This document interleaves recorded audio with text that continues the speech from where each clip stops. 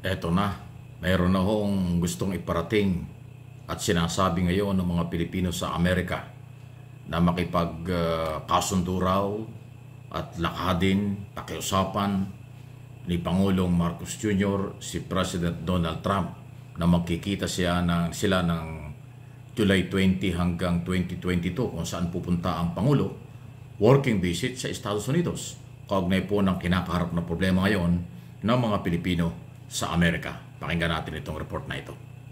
Kay Pangulong Bongbong Marcos na makipagnegosasyon kay US President Donald Trump kaugnay sa mga dagdag buwis na kanilang ipinataw. Kabilang dyan ang 1% na buwis sa remittances mula sa Amerika, pati ang pagtaas sa 20% ng taripa sa mga produkto mula sa Pilipinas.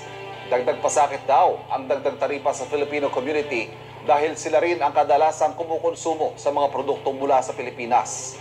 Posibleng ikalugi rin daw ito ng maliliit na negosyo.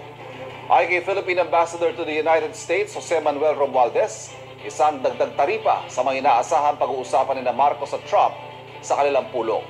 Sabi ng Malacanang, mangyayari ang pulong sa pagitan ng July 20 at July 22. Ayun. So, na pala, hindi lang pala yung 20% na taripa sa mga produktong galing dito sa Pilipinas ang papatawan ng buwis.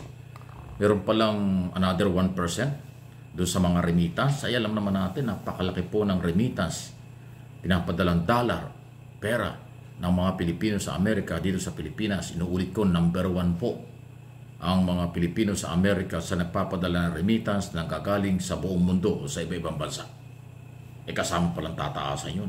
May tax. Naku. At totoo yan. Alam ba nyo, actually hindi lang naman sa Amerika. Kahit sa Canada, sa Europe o kung saan mga bansa dito sa ASEAN, may mga produktong Pilipino. May tindahan, may grocery, restaurant na Filipino product. So, ibig sabihin, galing dito yung mga produktong yan. Iba pa yung talagang ibinebenta ron kahalo ng iba-ibang mga produkto sa mga malaking supermarket. Iba pa yung exclusive na restaurant at tindahan ng mga Pilipino naghahanap buhay doon. Pag tinaasan po ang buwis noon, apektado talaga sila. Kasi sila rin ang nagbebenta, sila rin ang consumer ng produktong Pilipino. Hindi lang naman po mga Amerikano at iba pang lahi na nasa Amerika ang bumibili ng produktong Pilipino. Ultimo mga Pilipino doon, hindi nakakalimot ng mga produkto, pagkain, gamit na galing dito sa Pilipinas. Ay 20% ang ipapataw na tax. Kaya tama lang, hindi masama yung panawagan po ng mga Pilipino-American sa ating Pangulo na makiusap, makipag-agreement para mapigilan ito. Isa lang ho yan sa national issue o international issue kinakarap ng mga Pilipino doon at ng Philippine government. So, isa pa dyan tungkol sa deportation or immigration policy na pinapaalis ang halos lahat ng lahi na undocumented o may mga problema doon sa Amerika. Kasi ang policy ni Donald Trump, ang Amerika ay para lang sa mga Amerikano. Hindi pwede doon sa mga dayuhang nagpansamantalang naging Amerikano tapos bumalik din. Yung mga dual citizen, something like that, ayaw niya yan. Gusto niya talaga para sa mga lehitimong Amerikano lang ang negosyo at ang Amerika. Yan po ang style ni Trump Sana mapakausapan ni Pangulong Marcos. Kaya mahalaga yung working visit na pupunta ang Pangulo next week dyan po sa White House. Maliban dyan yung nabanggitan natin sa ibang video natin na national security, internal, external security, issues sa West Philippine Sea, modernization program ng ating Philippine military at iba pa. Ayun. At siyempre yung relasyon pang-ekonomiya at seguridad. Dahil ang superpower na bansa katulad ng Amerika ay talagang dapat kinakaibigan. Wala pong masama na kaibiganin yan at tumutulong naman sa atin. Yung US aid kahit medyo nabawasan, sana ay magpatuloy, bumalik ulit sa ilang dekada na. US aid nakakatulong sa iba-ibang mga project dito sa ating bansa.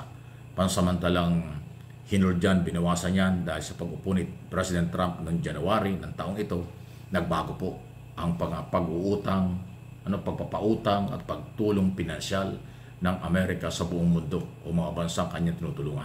Nadamay tayo doon. Sana maibalik yun. Kaya itong working visit ng ating Pangulo na napakaigsing oras, napakatindi pong meeting yan. Para bang Alam naman natin pag pupunta ng Amerika, especially dun sa West Coast, sa East Coast,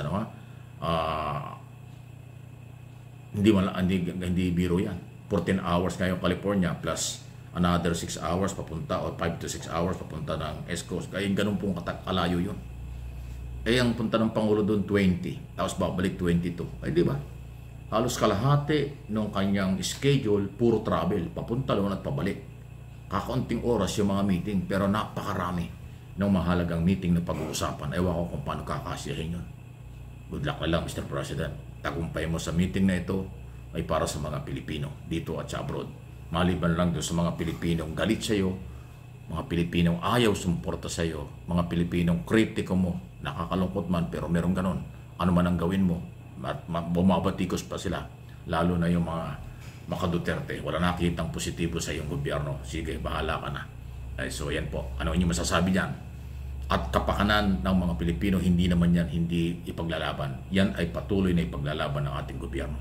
Ito yung kabutihan sa Pangulong Marcos. Sobrang bait nga lang niya, papagbigay masyado, kahit nilalait, kahit na below the belt ng mga batiko sa kanya, nilalampasan lang yan, nakapokus sa trabaho. Pero itong issue sa security, tungkol sa ekonomiya, tungkol sa relasyon, tungkol sa taripa, tungkol sa kalagayan ng mga Pilipino doon, ay lahat importante. Sana mailaban. O kung tiyak na ilalaban ng Pangulo, sana bigyan ng consideration ng US government ang mga hinaing ito ng mga Pilipino dito at sa abroad, para sa ganun po ay magbalik ang mataas na moral ng mga Pilipinong nasa Amerika nagtatrabaho kahit ganun kalayo, pero nakakatulong sila dahil sa bilyon-bilyong dolyar ang remittance mula sa Estados Unidos ng ating mga kababayang nagtatrabaho doon. Yan po ang totoo. Please like, share, subscribe, and follow sa ating mga channel. Huwag kayong magsasawa. Dalawa itong channel natin. Ito yon, MA Pinoy TV, at yung isa, Mike Abi Opinions. Okay? So, ganun lang o. Huwag niyong pansinin yung mga masyadong below the belt, mga buzzer at troll na ang layo-layo ng topic. Malalaman mo naman walang identity, kung ano-ano mga picture, walang kumpletong pangalan, tapos mali yung mga comment, suntok sa buwan, yun po yung mga troll at saka buzzer. Huwag na natin masyadong patulan yan. Maliban lang kung sobra na yung sinasabi, paminsan-minsan patulan natin. Pero lahat yung trabaho nila pang-asar, pang-gulo, at saka papansin. Ay pagkasabi nga nila, pag pinansin mo, mababaw sa'yo, ibinababa mo yung level mo. Diba? Pero may mga bagay po kasing kailangan mo ring patulan Kailangan mo ring ibaba. Dahil nasasanay, akala nila okay lang. Paminsan-minsan, barahin din po ninyo, wala namang masama ron. Basta makataong pagsasalita. Hindi yung masyadong garapal. Diba? Paalala lang po. Okay? Please like, share na ating mga video.